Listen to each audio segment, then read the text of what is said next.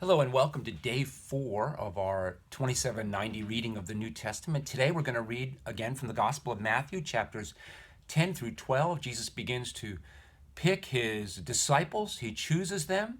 He commissions them. He gives them their marching orders. He also, in this, we talk about John the Baptist, and we learn a little bit more of Jesus' role and why he came to this earth. One of the important lessons that he has is his understanding of Sabbath, and we'll keep coming back to this throughout the Gospels and on into the letters of the New Testament, because again, it is the fulfillment of the intention that is so important for us to understand. It's not the role of the church to create laws. It's the role of the church to understand the intention of the Holy Spirit. In the Old Testament, the Sabbath was a law. It was the seventh day and the beginning of the first day, and so there were rules that were associated with the Sabbath. But the intention of the Sabbath is for us to learn to set aside holy time to be with God.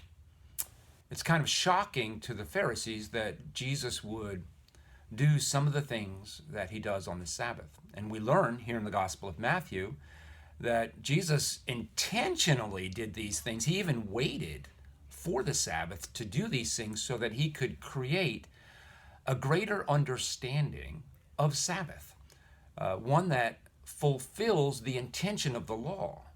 And so it's not the role of the church to make Sunday the new Sabbath law, but to help people to understand that Sabbath is holy time, time that we set aside to be with God. When we get to Hebrews, we'll learn that every day can be a Sabbath. In fact, Sabbath is today.